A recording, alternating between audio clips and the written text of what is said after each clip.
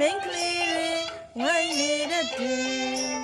ရေမြလုံးလို့ချစ်တဲ့သူတော့မမေနဲ့တော့ကွယ်နမေကျော်ရဲ့မိန်ကလေးတွေဝိုင်းနေတဲ့တဲ့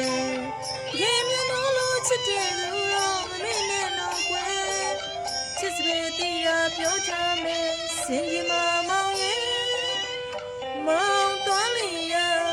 တကောင်းလိုက်မကြည့်သေးမယ်မျက်လုံးလေးတွေထားနေတောင်းနေမောင်နာမရှိနေကြမယ်မခွဲသာစင်မောရဲ့မခွဲသာရင်ပြောကွယ်